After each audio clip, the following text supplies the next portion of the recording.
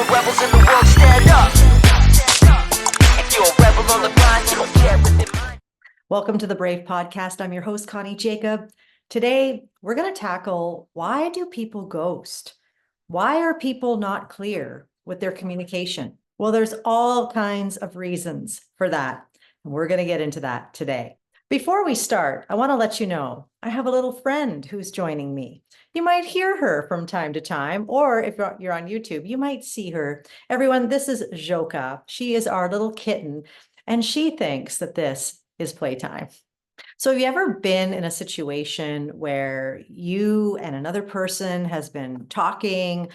Maybe you're collaborating, maybe it's a friend, maybe it's a colleague, whoever it is, and all of a sudden they're gone. They have ghosted you. You message them, they don't get back to you. You try to reach out to them and they are nowhere to be found. That is so frustrating. And yet, if I'm honest, I've probably done that myself. And there's reasons why we do that. What are some of the reasons why we might ghost? Well, number one, we are afraid of somebody else's response. When we ghost, when we lie, we're afraid of getting into trouble. We don't want to make somebody else feel uncomfortable. We don't want to tell the truth that might hurt somebody else. We don't want to offend anyone. We don't want to make someone feel uncomfortable. We don't want to be judged. I remember there was a time I was working at a job as a young person, and every time I would call in sick, when I was sick, I was treated like I was lying. I was treated poorly. I was judged. I was misunderstood. I was made to feel guilty. And that made me feel like next time I'm sick, I'm just not even going to call.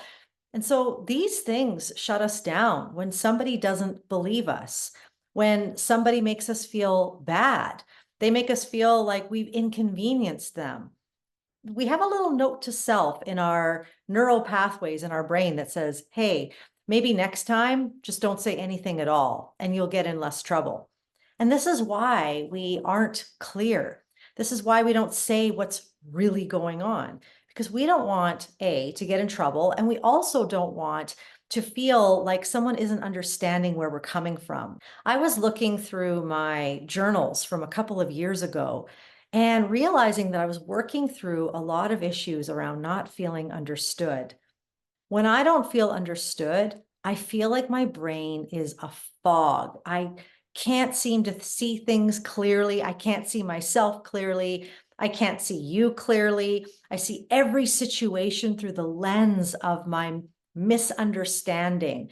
And so I show up that way. I show up in a way that says, you are not going to understand me. So therefore, I'm already coming with my defenses up, my walls up.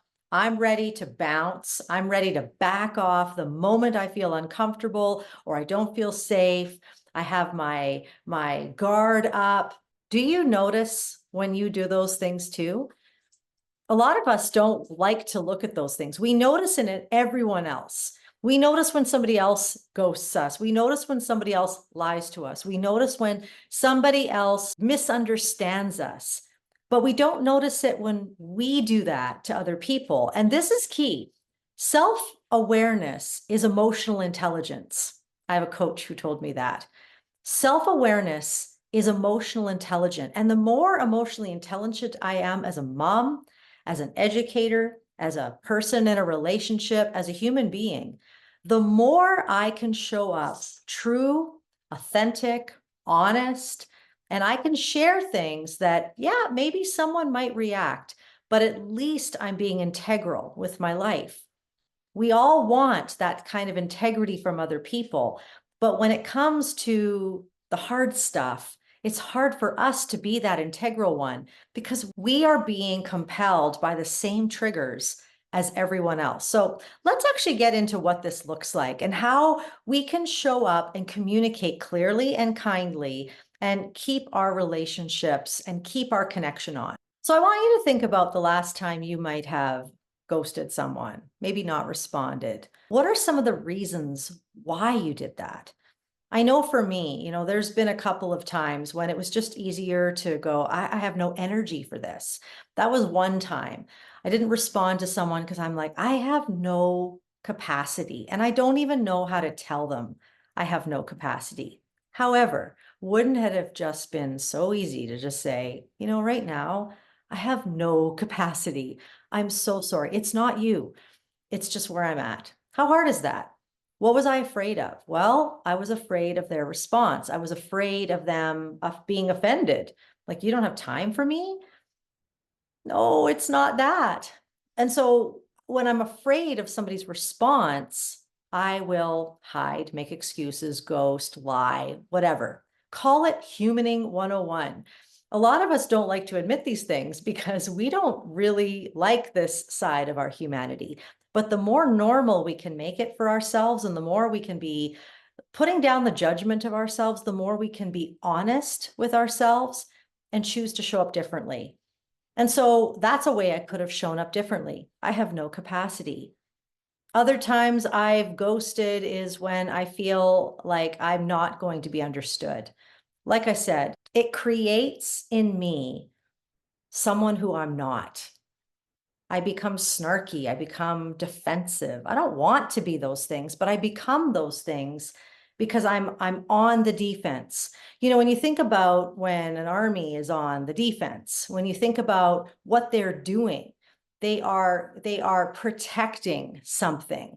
When I'm on the defense, I am protecting something. I'm protecting myself. I am in full self-preservation mode. I'm not seeking to connect with you. I'm seeking to preserve myself. And in a relationship that matters to me, that's dangerous because self-preservation will never make connection the goal. And that relationship will rupture. It will be in trouble. And so when I make self-preservation my goal, I have to think, well, what's going on? Behavior is communication. What's underneath this? So I have to kind of think to myself, oh, I'm protecting because I don't want to be judged here. I don't like being misunderstood. I don't like it when people don't understand my motives. But here's what's interesting. Nobody knows my motives and my intentions except for me. The only way somebody knows your intentions and your motives is through your actions. So this is the problem. My intentions is I want to connect. I want to keep the bridge between you and me open. But when I feel like I'm going to be misunderstood or judged or manipulated or made to feel bad, or I don't want you to feel bad, now I'm ghosting. Now I'm making excuses. Now I'm lying. Now I'm covering up. Well, all of a sudden, the very intention that I had, you don't know it. All you know is, wow, they never got back to me. They weren't very clear. Wow, she sure used passive aggressive communication with me. I don't like that. I'm not going to talk to her anymore. And so now there's been a disconnection.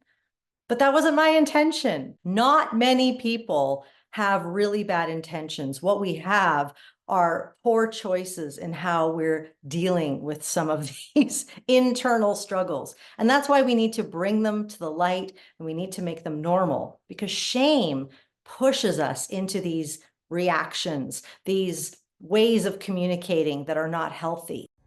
Just need to take a menopausal moment. Oh, hot flash. I found it interesting. I'm just about to release an app for parents and teachers on how we can stay bravely connected to our kids and students. And I was asking for some feedback. What do you think needs to be on this app? And I found it interesting, the feedback that I got from teachers. A lot of teachers said to me, I'm afraid of being vulnerable. I'm afraid of looking weak in front of students, in front of parents. And I chuckled to myself because I think that all of us can relate to that. I know I struggle with being vulnerable. There was a time on Facebook, I would share so much of my journey.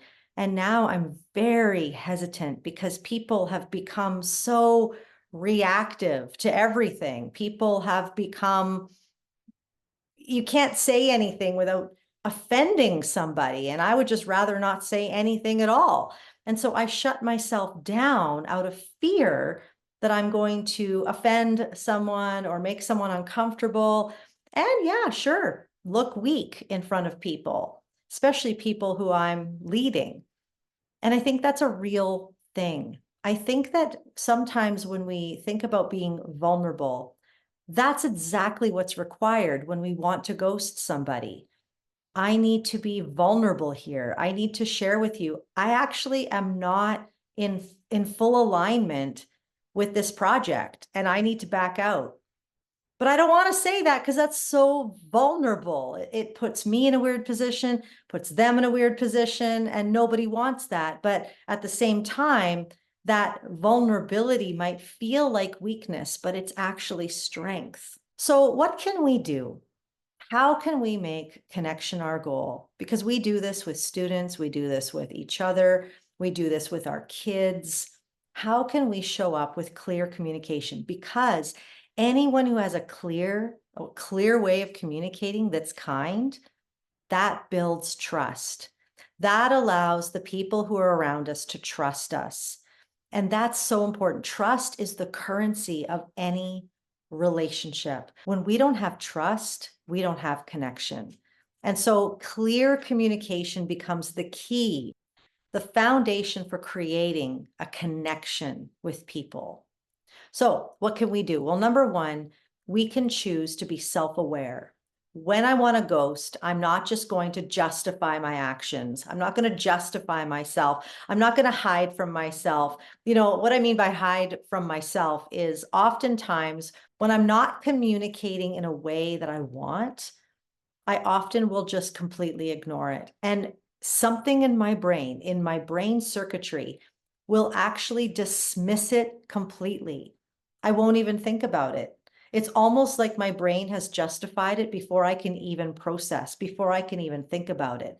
And so I need to become aware when I'm not getting back to someone, when I'm tempted to tell a little white lie, when I'm tempted to shut myself down or give passive aggressive communication or reply really snarkily to that comment on Facebook. What I need to do is become very aware of my desired response. Just become aware. Don't judge it. Don't try to fix it. Don't just notice it. That's it. And as I become aware, then my next question is, I wonder what is underneath that. Becoming curious about yourself rather than judgmental. Uh, just where's that coming from? And again, it usually will come back to, I don't want to be misunderstood. I don't want to be judged. I don't want them to feel bad. And so then we can come to this, well, what do I want? What do I want this connection to be like? Do I care about this connection? And most of the time, I do. I do care about the connection. And so that means I need to make a commitment to showing up in a certain way. I need to choose honesty, even if that person is going to be mad, upset, or they don't understand. I think that's the worst one. I can almost handle mad and upset. I don't like it when people are like, I don't get it. Like, I don't understand where you're coming from at all. I'm like, but I want you to understand where I'm coming from. The problem is that people will not always understand where you're coming from. You need to decide what is right for you and stand in it when nobody understands. That's important. That's integral. Standing in your integrity, in your alignment, now allows you to stay connected to the people who will understand that. And we just need to let go of the ones that don't. In fact, it might show their true colors, which might be good. Because do we really want that kind of relationship? When it comes to professional relationships, when we're in a job, one of my firm beliefs is that whoever I'm working with in an employment situation, whatever they value, I need to value. Because if I don't value what they value, if I'm not willing to of course stand up and say what I believe and this is what I think, be honest. I don't know if I agree with you on that, but that's okay. We don't have to agree, but I just want you to know I'm not 100% there with you. Saying things like that isn't wrong. We have to keep connection open with the people that we work with, or else work becomes toxic. The problem is we have so many spirals of toxicity in workplaces, schools included. If we want a peaceful environment, we need to be keeping our connection on. Now, that's a whole other podcast on how that works in an employment, but in our relationships, being honest. When you think about how the other person is going to respond, if you're noticing, oh my goodness, I care so much about how somebody else is going to respond, notice how your body feels. Where do you feel it in your body? I feel it in my chest. That gives me a physical warning signal, kind of like on a car when my oil light comes on and tells me you should probably check this out. That physical warning signal is trying to give me a symbol, a sign, hey, something's up there. And it's not them. It's something that I need to look at. Why is my chest so tense? What's going on here? And when I dig a little bit, it's because I care deeply about what people think. Even though I say, I don't care what anybody else thinks. Apparently I do. My chest tells me I do. Think about your emotional warning signals. What are your emotions doing? Is it anxiousness? Is it anger? Is it frustration? Is it grief and sadness for relationships that you've lost because they left and you still don't even understand why? Those are probably the hardest relationships, is when people leave and you never really know what happened. There's no closure. Or when there was a misunderstanding and there was really no closure to it. It was just that relationship is now shut. That's hard. That happens in marriages, that happens in friendships, that happens between parents and teachers, that happens with children and their parents. It happens all the time. And those things leave us in a wake. What I mean by a wake is when you think about the ocean and the ocean crashes up against a rock, that's the wake. There's a reaction. There's a whole feeling that's left from the wake. It had an impact. And we bring that impact into every relationship.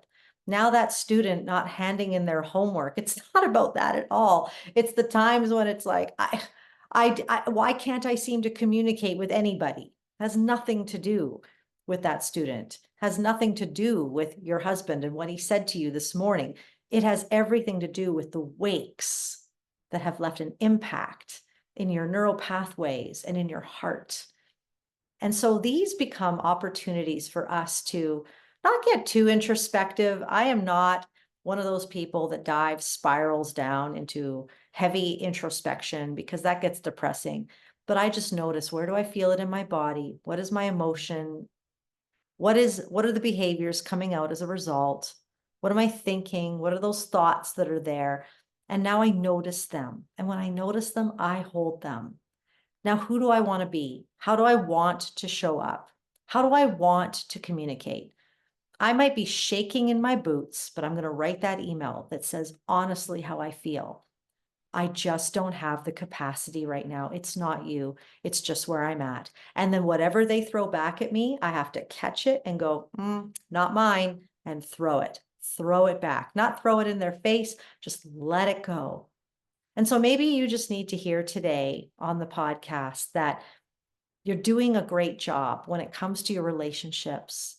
Keep showing up when it's hard. Keep being honest with yourself and honest with others. And when they don't understand, love without walls, forgive when it hurts. Keep being brave. All the rebels in the world, stand up. If you're a rebel on the grind, you don't care with your mind, hands up. They can't stop us, I hold this.